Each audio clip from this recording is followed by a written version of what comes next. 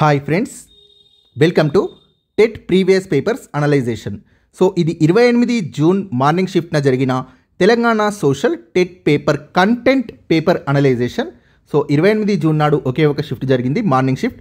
మొత్తం 48 ప్రశ్నలకు గాను నేను 47 ప్రశ్నలకు సంబంధించి ఎక్కడి నుంచి వచ్చాయనేది పేజీ నెంబర్స్తో సహా ఇవ్వడం జరిగింది. సో చూద్దాం.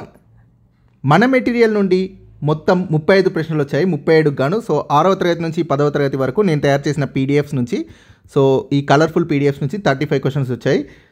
సో కింద ఇచ్చిన వివరణలో నా పీడిఎఫ్ మెటీరియల్ నుండి తీసుకున్నవి ఇచ్చాను.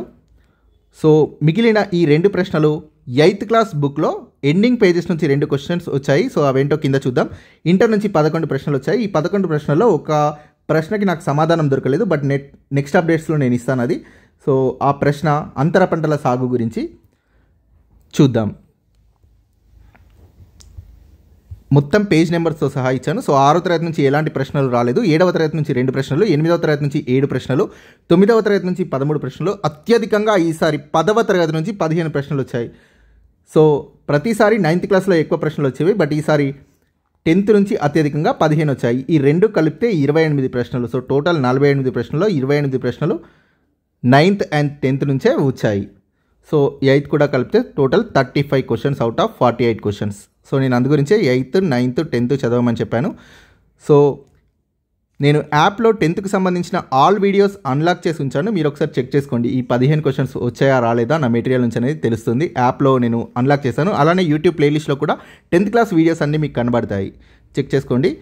సో టెస్ట్ సిరీస్లో ఈ పీడిఎఫ్ ఉంచుతాను. సో అలానే ఆల్ ప్రీవియస్ పేపర్స్ 2016లో జరిగిన టెట్ నుంచి మొత్తం నేను ప్రీవియస్ పేపర్స్ అన్నీ కూడా అనలైజ్ చేస్తాను. సో ఈ పీడిఎఫ్స్ అన్నీ కూడా టెస్ట్ సిరీస్ ఫోల్డర్స్లో నేను ఇస్తాను, డౌన్లోడ్ చేసుకొని ప్రింట్అవుట్ తీసుకొని చూడండి ఇవి. సో ఇంటర్కి సంబంధించి జాగ్రఫీ నుండి 4, పాలిటీ నుండి 1, ఎకానమీ నుండి 6. సో మొత్తం 11 ప్రశ్నలు వచ్చాయి. సో మీకు పీడిఎఫ్ మెటీరియల్ కానీ వీడియోస్ కానీ కావాలి అనుకుంటే యాప్ లింక్ డిస్క్రిప్షన్లో ఉంది. App name Shashi Academy. So download చేసుకొని చూడండి. సో 6 నుంచి ఎలాంటి క్వశ్చన్స్ రాలేదు, 7th నుంచి ఈ లెసన్స్ నుంచి వచ్చాయి. సో నేను మొత్తం కింద కూడా ఇచ్చాను, 8th నుంచి, 9th నుంచి, 10th నుంచి. సో ఇంటర్లో ఏ లెసన్ నుంచి. సో మీరు పేజ్ నెంబర్స్ చూసుకోవచ్చు. చూద్దాం. వాతావరణంలోని ఈ పొర అతినీలలోహిత కిరణాలను గ్రహిస్తుంది మరియు భూమిపై ఉన్న జీవరాశిని తీవ్రమైన హానికరమైన శక్తి రూపాల నుండి రక్షిస్తుంది. సో దీనికి ఆన్సర్ స్ట్రాటో ఆవరణం. చూద్దాం. అతినీలలోహిత కిరణాలు మరియు జీవరాశిని రక్షించడం. సో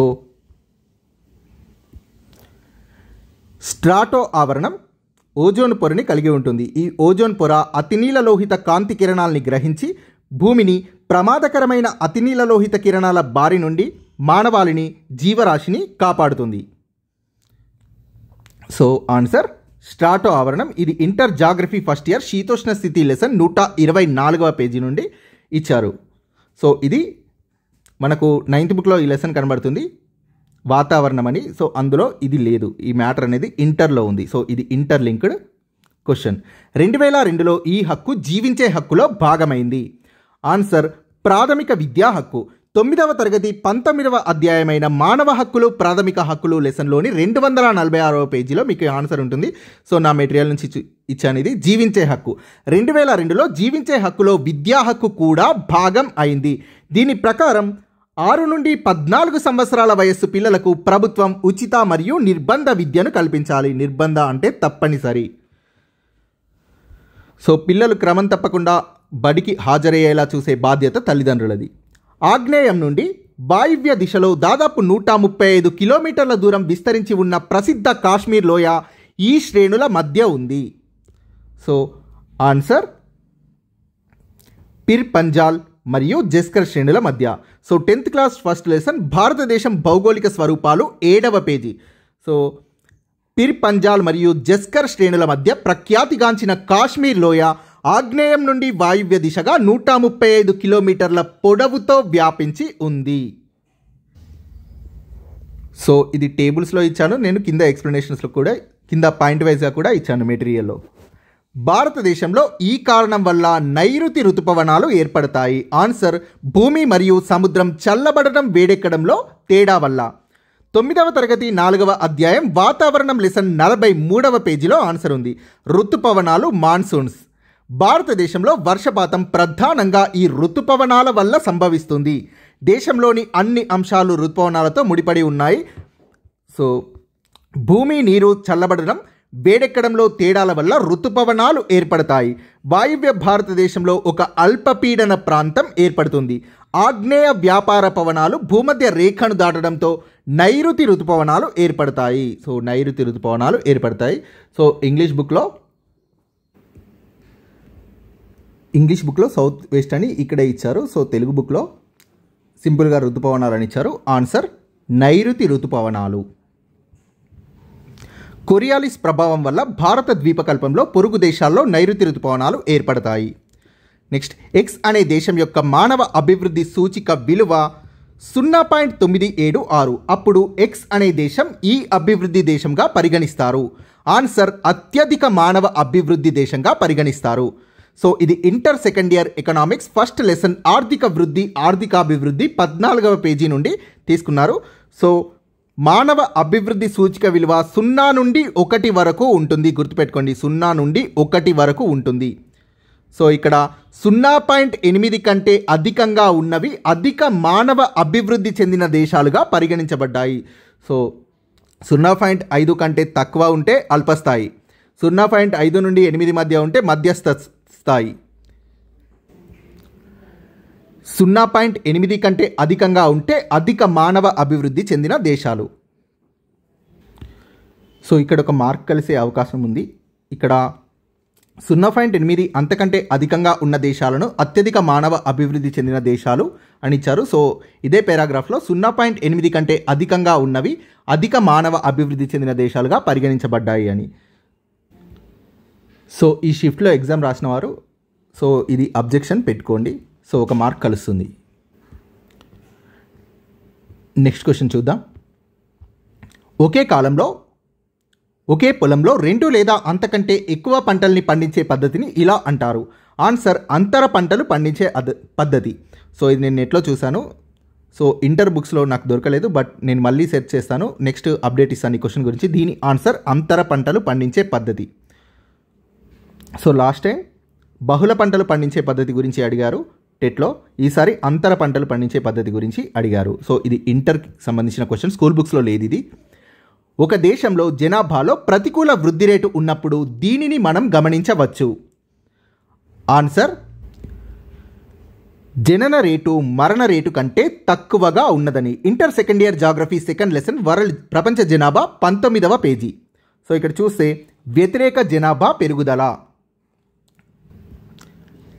దీన్నే ప్రతికూల వృద్ధి రేటు అని కూడా అంటారు. సో 2 పరిమితమైన కాలాల మధ్య జనాభా తరుగుదల ఉన్నప్పుడు వ్యతిరేక జనాభా పెరుగుదల అంటారు. అయితే ఇది జననాల రేటు మరణాల రేటు కంటే తక్కువగా పడిపోయినప్పుడు లేదా నమోదైనప్పుడు లేదా జనాభా ఇతర దేశాలకు వలసపోయినప్పుడు సంభవిస్తుంది ప్రతికూల వృద్ధి రేటు. కింది వాటిలో మానవ అభివృద్ధి యొక్క 4 స్తంభాలలో ఒకటి కానిది. So answer సాంఘికత. సో మిగిలిన 3 ఆప్షన్స్ చూద్దాం. Inter second year geography second lesson ప్రపంచ జనాభా 42, 43 పేజీలు చదివితే ఆన్సర్ దొరుకుతుంది. సో మానవ అభివృద్ధి యొక్క ముఖ్యమైన 4 మూల స్తంభాలు, the 4 pillars of human development. మానవ అభివృద్ధి అనే ఆలోచన విధానానికి కొన్ని భావనలు మద్దతునిచ్చాయి. అవి సమానత్వం ఈక్వాలిటీ, స్థిరత్వం లేదా సుస్థిరత సస్టైనబిలిటీ, ఉత్పాదకత ప్రొడక్టివిటీ మరియు సాధికారత ఎంపవర్మెంట్. సో ఇక్కడ 3 ఆప్షన్స్ ఇచ్చారు, సమానత్వం, సస్టైనబిలిటీ. సో సుస్థిరాభివృద్ధి, ఉత్పాదకత. సో ఇందులో సాంఘికత లేదు. సో ఆ మిస్ అయింది సాధికారత ఎంపవర్మెంట్. కింది వాటి నుండి భూమధ్య రేఖ ప్రాంతంలో ఎక్కువగా పండే పంటను గుర్తించండి. Answer rubber. 9వ తరగతి 6వ లెసన్ భారతదేశంలో వ్యవసాయంలో 63వ పేజీ చూడండి, ఆన్సర్ దొరుకుతుంది. సో రబ్బర్ భూమధ్య రేఖా ప్రాంతపు పంట. కొన్ని ప్రత్యేక పరిస్థితుల్లో ఆయన రేఖా ప్రాంతాల్లో కూడా పండిస్తున్నారు. రబ్బరు పంటలకు అధిక వర్షపాతం 200 సెంటీమీటర్ల కంటే ఎక్కువ వర్షపాతం, అత్యధిక ఉష్ణోగ్రత 25 డిగ్రీల సెల్సియస్ ఉష్ణోగ్రత కంటే ఎక్కువ అవసరం. రబ్బరు పరిశ్రమలకు ముఖ్యమైన ముడిసరుకు. సో ఇది కూడా గుర్తుపెట్టుకోండి. రబ్బరు పంటకు ప్రసిద్ధి చెందినవి కేరళ, తమిళనాడు, కర్ణాటక, అండమాన్ నికోబార్ దీవులు, మేఘాలయలోని గారో కొండలు. సో ఇవి ఇచ్చి ఇక్కడ పండే పంట ఏది అని కూడా అడగొచ్చు. సో గుర్తుపెట్టుకోండి. ప్రపంచ రబ్బరు ఉత్పత్తిలో భారత్ 5వ స్థానంలో ఉంది. కింది వాటిలో ప్రస్తుతం డాగర్ బ్యాంక్ అని పిలువబడే డాగర్ బ్యాంకుని ఏది సూచిస్తుంది? సో ఇది లాస్ట్ స్టేట్లో కూడా అడిగారు. ఆన్సర్ చేపల పరిశ్రమ బాగా అభివృద్ధి చెందిన ఉత్తర సముద్రంలోని కొంత భాగం. 7th class 5th lesson Europe 50వ పేజీ. పశ్చిమ ఐరోపా ప్రాంతాలు ఉష్ణ ప్రవాహాల వల్ల పొందుతున్న ప్రయోజనం అనే హెడ్డింగ్ కింద ఉంది. చేపల పెంపకానికి వెచ్చటి ప్రవాహాలు అవసరం. దాంతో చేపలకు కావలసిన ఆహారం దొరుకుతుంది. బ్రిటన్కి సమీపంలోని ఉత్తర సముద్రం వద్ద మత్స్య పరిశ్రమ అభివృద్ధి చెందింది. ఈ ప్రాంతాన్ని డాగర్ బ్యాంక్ అంటారు. ఐరోపా ప్రజల ప్రధాన ఆహారం చేపలు. చేపల వేట యూరప్లో ప్రధాన పరిశ్రమ. క్రింది వాటిలో వ్యవస్థీకృత రంగం యొక్క లక్షణం కానిది? 10వ తరగతి 3వ లెసన్ ఉత్పత్తి ఉపాధి 30వ పేజీ. సో ఫస్ట్ది ఆన్సర్. చిన్న మరియు చెల్లాచెదురుగా ఉన్నటువంటి పారిశ్రామిక యూనిట్లు అనేది లక్షణం కాదు. సో ఉపాధి భద్రత. ఇక్కడ చూస్తే వ్యవస్థీకృత రంగంలోని కార్మికులకు ఉద్యోగ భద్రత ఉంటుంది. ఉపాధి షరతులుండి నమ్మకంగా పని ఉండే ప్రదేశాలు లేదా వ్యాపారాలనే వ్యవస్థీకృత రంగంగా వ్యవహరిస్తారు. నిర్ణీత సంఖ్యలో పని గంటలు. వీరు రోజులో నిర్ధారిత గంటలు మాత్రమే పనిచేయాల్సి ఉంటుంది. ఓవర్ టైం సౌకర్యం కలిగి ఉండడం. అంతకంటే ఎక్కువ పని చేస్తే యజమాని అదనపు వేతనం చెల్లించాలి. సో దీన్ని ఇంగ్లీష్లో ఓవర్ టైం అని ఇచ్చారు ఇంగ్లీష్ టెక్స్ట్ బుక్లో. సో ఇది ఓవర్ టైం కిందికి వస్తుంది. అగ్నిపర్వతాల శిలా శైథిల్యం వల్ల ఏర్పడ్డ నేలలు నల్లరేగడి నేలలు. 10వ తరగతి 1st లెసన్ భారతదేశం భౌగోళిక స్వరూపాలు 10వ పేజీలో ఆన్సర్ ఉంది. అగ్నిపర్వత ప్రక్రియ వల్ల ఏర్పడ్డ నల్లరేగడి నేలలు ద్వీపకల్ప పీఠభూమిలో ముఖ్యమైనవి. ఖండ చలన సిద్ధాంతాన్ని ప్రవేశపెట్టిన ఆల్ఫ్రెడ్ వెజ్నర్ ఒక జర్మన్ వాతావరణ మరియు భూభౌతిక శాస్త్రవేత్త. 9వ తరగతి 1st లెసన్ భూమి మనం లేదా మన భూమిలో 6వ పేజీలో ఆన్సర్ ఉంది. ఖండాల మహాసముద్రాల ప్రస్తుత స్థితిని 20వ శతాబ్ద ఆరంభంలో జర్మనీకి చెందిన వాతావరణ మరియు భూభౌతిక శాస్త్రవేత్త అయిన ఆల్ఫ్రెడ్ వెజ్నర్ ఖండ చలన సిద్ధాంతాన్ని ప్రతిపాదించాడు. సో ఇక్కడ వాతావరణ, భూభౌతిక. సో నేను ఎలా నా నోట్స్లో ఉందో అలానే ఇచ్చాను. సో వీటిని హైలైట్ చేశాను. ఆల్ఫ్రెడ్ వెజ్నర్, జర్మనీ ఖండ చలన సిద్ధాంతం. బట్ అడిగింది వాతావరణ భూభౌతిక శాస్త్రవేత్త. కింది వాటిలో ప్రపంచంలోకెల్లా అత్యంత చెదునుగా మరియు మృదువుగా ఉండే ప్రాంతం మహాసముద్ర మైదానాలు. 9వ తరగతి 3వ లెసన్ జలవర్ణం 30వ పేజీ. మహాసముద్రపు నేలలో లోపలికల్లా ఉన్న మైదానాలు చాలా తక్కువ వాలుతో ఉంటాయి. ఇవి ప్రపంచంలోకెల్లా అత్యంత చెదునుగా నునుపుగా ఉండే ప్రాంతం. ఇవి 3000 నుండి 6000 మీటర్ల లోతు వరకు ఉంటాయి. సముద్రపు ఉపరితలంలో వీటి యొక్క విస్తీర్ణం 76.2% వరకు ఉంటుంది. మహాసముద్ర మైదానాల విస్తీర్ణం. సో నేను బాక్స్లో అన్నీ ఒకే దగ్గర ఇచ్చాను, 4 ఉంటాయి. సో ఫాస్ట్గా చదవడం అయిపోతుంది. ఈ క్రింది ఒప్పందాల్లో 1991లో సంతకం చేయబడిన ఒప్పందం స్టార్ట్ 1. సో బుక్లో స్టార్ట్ అని మాత్రమే ఇచ్చారు. సో స్టార్ట్ 2 అనేది 93లో జరిగింది. ఇది 91లో స్టార్ట్ 1 జరిగింది. వ్యూహాత్మక ఆయుధ తగ్గింపు ఒప్పందం. 10వ తరగతి 20వ అధ్యాయం సమకాలీన సామాజిక ఉద్యమాలు 292 పేజీ. START స్టార్ట్ అంటే స్ట్రాటజిక్ ఆర్మ్స్ రిడక్షన్ ట్రీటీ. 1991లో అంతిమంగా వ్యూహాత్మక ఆయుధాల తగ్గింపు ఒప్పందం స్టార్ట్ మీద సంతకాలు చేశారు. చరిత్రలో అత్యంత పెద్ద సంక్లిష్టమైన ఆయుధ నియంత్రణ ఒప్పందం స్టార్ట్. కింది వాటిలో మహాత్మా గాంధీ ప్రభావంతో అహ్మదాబాద్లో ఏర్పడ్డ ట్రేడ్ యూనియన్ మజ్దూర్ మహాజన్. 9వ తరగతి 16వ అధ్యాయం భారతదేశంపై వలసవాద ప్రభావం 216వ పేజీ. మజ్దూర్ మహాజన్ అహ్మదాబాద్లో గాంధీ ప్రభావంతో ఏర్పడ్డ శక్తివంతమైన కార్మిక సంఘం. సుదీర్ఘ పోరాటం తర్వాత 1951లో లిబియా ఇటలీ నుండి స్వాతంత్ర్యం పొందినప్పుడు ఇటలీ అధికారాన్ని వీరికి బదిలీ చేసింది. ఆన్సర్ ఇద్రిస్ రాజు. 9వ తరగతి 17వ లెసన్ విస్తరిస్తున్న ప్రజాస్వామ్యం 218వ పేజీ. లిబియా ఉత్తర ఆఫ్రికాలో ఒక పేద దేశం. ఇది ఇటలీ వలస పాలనలో ఉంది. లిబియా 1951లో లిబియా స్వాతంత్ర్యం పొందింది. స్వాతంత్ర్యానంతరం ఇటలీ అధికారాన్ని రాజు ఇద్రిస్కి బదిలీ చేసింది. 1906లో ప్రసిద్ధ జానపద కళల్ని ఉపయోగించడం ద్వారా దళితుల్లో అవగాహన కల్పించడానికి భాగ్యరెడ్డి వర్మ ప్రారంభించినది జగన్ మిత్ర మండలి. 8వ తరగతి 19వ అధ్యాయం సాంఘిక మత సంస్కరణ ఉద్యమాలు 221వ పేజీ. భాగ్యరెడ్డి వర్మ జనాదరణ పొందిన కళల్ని ఉపయోగించుకొని దళితుల్లో చైతన్యం కలిగించడానికి 1906లో జగన్ మిత్ర మండలిని ప్రారంభించాడు. బుర్రకథ యొక్క మూలం ఈ ఉద్యమంతో ముడిపడి ఉంది. ఆన్సర్ వీరశైవ ఉద్యమం. 8వ తరగతి 21వ అధ్యాయం ఆధునిక కాలంలో కళలు కళాకారులు 231వ పేజీ. 12-13 శతాబ్దంలో వీరశైవ ఉద్యమ నేపథ్యంలో బుర్రకథ ఏర్పడింది. దీంట్లో ప్రధాన కథకుడు కుడి భుజం మీదుగా వేసుకునే తంత్రి వాద్యమైన తంబూరాను బుర్రా అని అంటారు. సో అవసరమైనంత మేరకే ఇన్ఫర్మేషన్ ఇచ్చాను. సో భారత రాజ్యాంగ ముసాయిదా కమిటీ వీరితో కూడి ఉంది. ఆన్సర్ చైర్మన్ మరియు 6 సభ్యులు. 8వ తరగతిలో అదనపు సమాచారం. సో లాస్ట్ పేజెస్లో ఇచ్చారు. 29 ఆగస్టు 1947న భారత రాజ్యాంగ నిర్మాణ ముసాయిదా కమిటీ నియమించబడింది. ఈ కమిటీలో అధ్యక్షుడితో పాటు 6 సభ్యులు ఉన్నారు. వీరితో పాటు ఒక రాజ్యాంగ సలహాదారుని కూడా నియమించారు.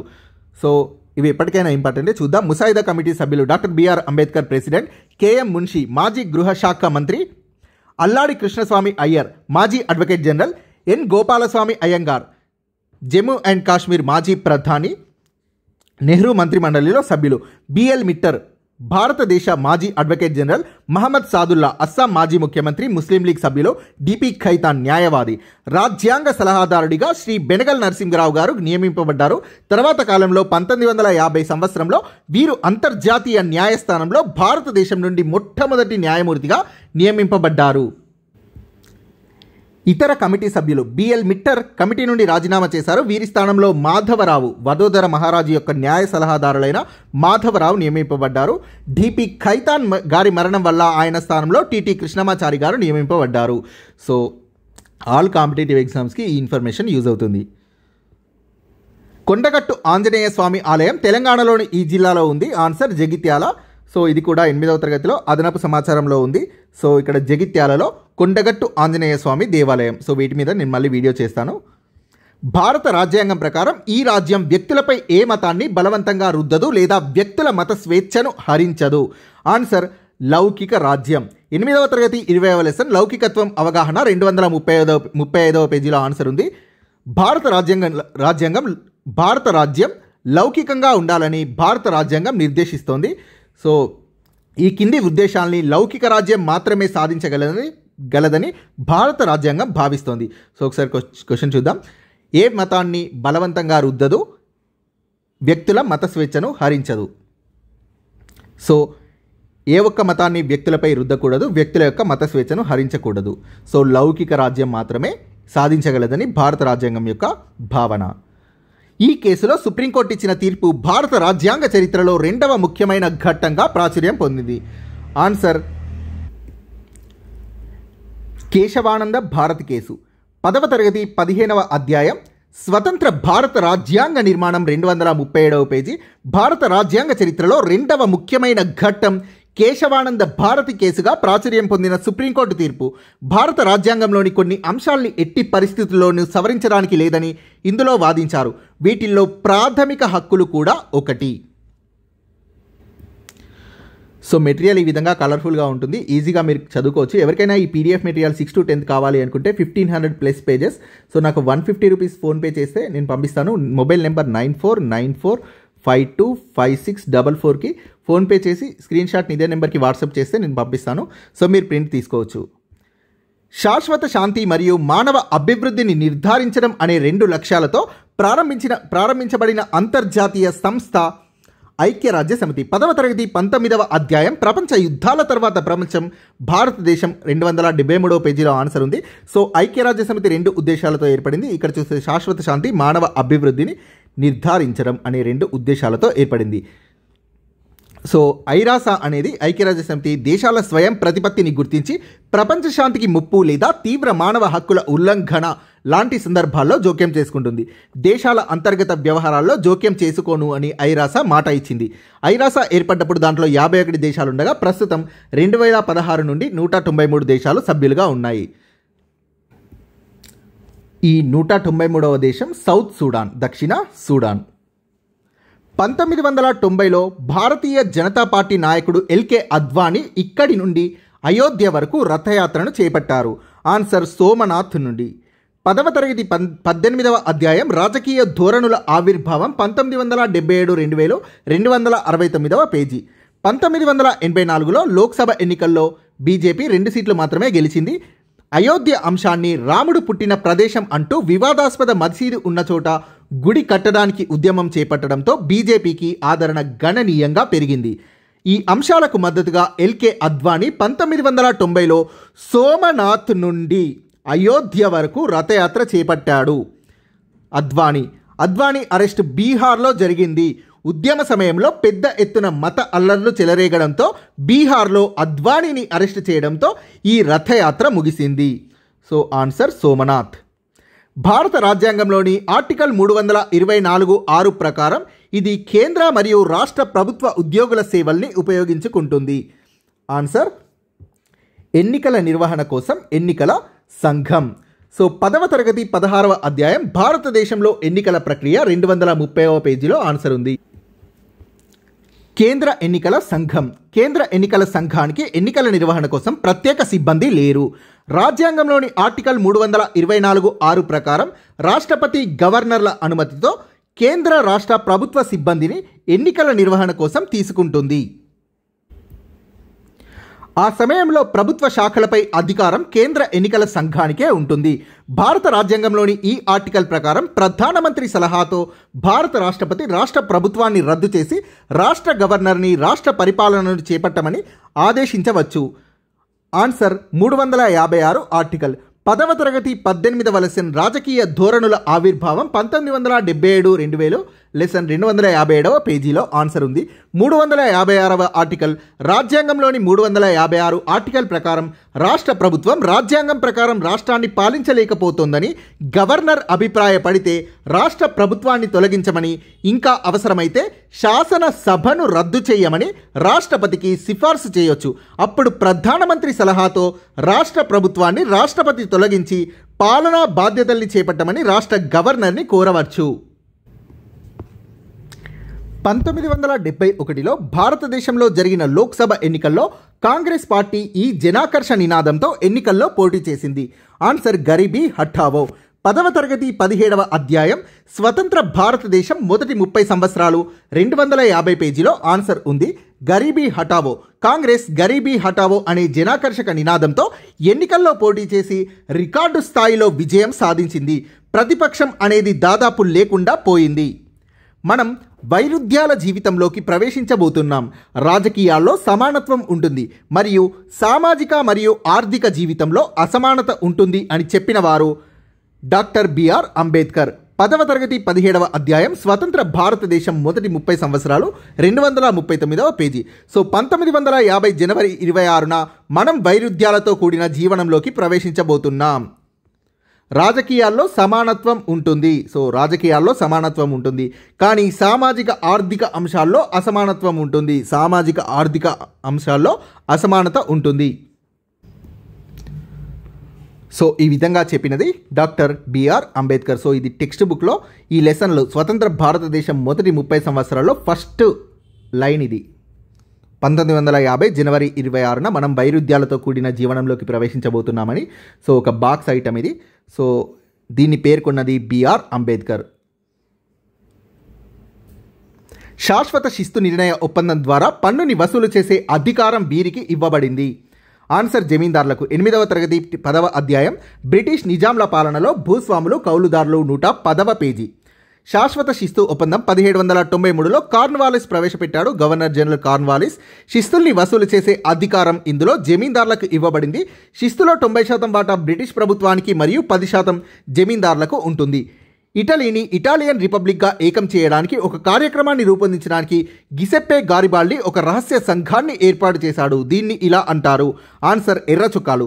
9వ తరగతి 12వ లెసన్ 17, 18, 19 శతాబ్దాల్లో ప్రజాస్వామిక జాతీయవాద విప్లవాలు 165వ పేజీ. ఎర్ర చొక్కాలు సాయుధ వాలంటీర్లు. ఈ యుద్ధంలో సైన్యంతో పాటు గిసెప్పి గారిబాల్డి నేతృత్వంలోని ఎర్ర చొక్కాలు అనే సాయుధ వాలంటీర్లు పెద్ద సంఖ్యలో పాల్గొన్నారు. మొదటి ఇంగ్లీష్ కాల్వ అయిన వోర్స్లీ కాల్వను నిర్మించిన వారు జేమ్స్ బ్రిన్లీ. 9వ తరగతి 13వ అధ్యాయం పారిశ్రామికీకరణ సామాజిక మార్పు 173వ పేజీ.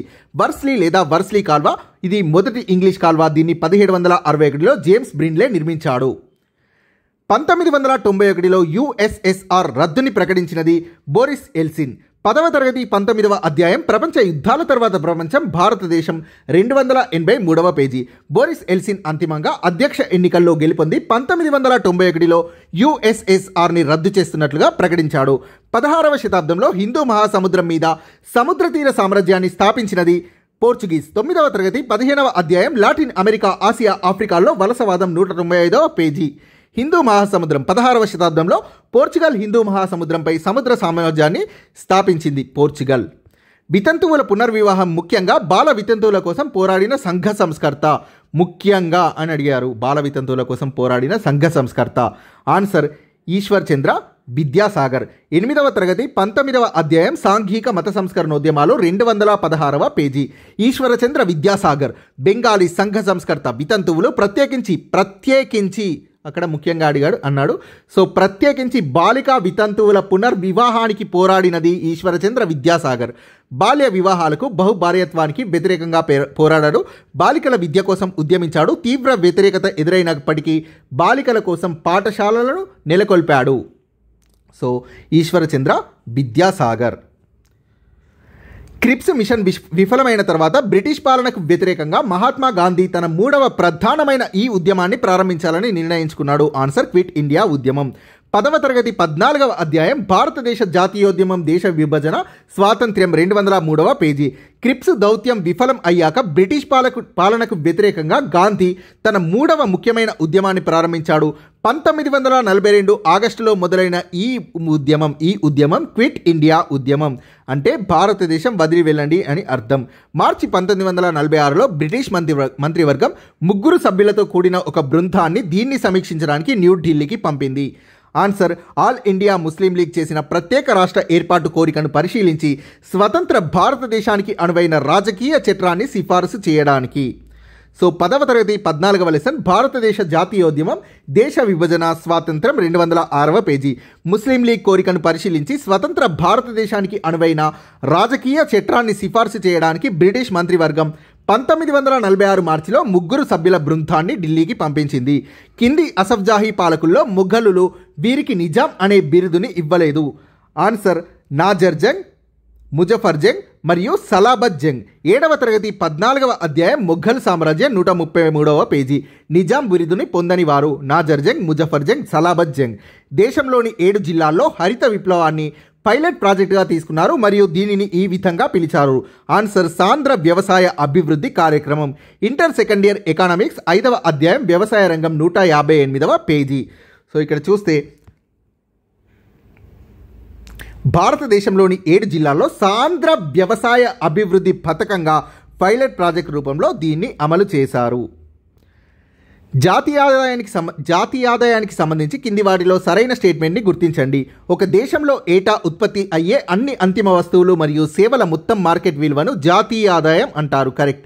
ఒక సంవత్సరంలో వివిధ ఆర్థిక కార్యకలాపాల ద్వారా ఒక దేశానికి వచ్చే మొత్తం ఆదాయాన్ని జాతీయ ఆదాయం అంటారు. కరెక్ట్. సో సరైనది ఆప్షన్ 3, A మరియు B రెండూ సరైనవే. సో ఇక్కడ చూస్తే ఒక దేశంలో సంవత్సర కాలంలో ఉత్పత్తి చేసిన అంతిమ వస్తు సేవల మార్కెట్ విలువ మొత్తాన్ని జాతీయ ఆదాయం అంటారు. ఇంకో విధంగా చెప్పాలంటే వివిధ ఆర్థిక కార్యకలాపాల ద్వారా ఒక దేశంలో ఒక సంవత్సర కాలంలో సమకూరే ఆదాయమే జాతీయ ఆదాయం. So inter first year economy 7th lesson జాతీయ ఆదాయ విశ్లేషణ 131వ పేజీ. కింది వాటిలో ప్రాథమిక రంగానికి చెందిన వాటిని గుర్తించండి. తోట పని కరెక్ట్. తేనెటీగల పెంపకం కరెక్ట్. సో ఈ బుట్టల తయారీ అనేది పారిశ్రామిక రంగానికి చెందుతుంది, పరిశ్రమలకు సంబంధించి. సో వస్తువు ఉత్పత్తి చేయడం ఇది. సో ద్వితీయ రంగానికి చెందినది. సో ప్రాథమిక రంగం తోట పని, తేనెటీగల పెంపకం. A మరియు B మాత్రమే సరైనవి. 10వ తరగతి 3వ అధ్యాయం ఉత్పత్తి ఉపాధి 29వ పేజీ.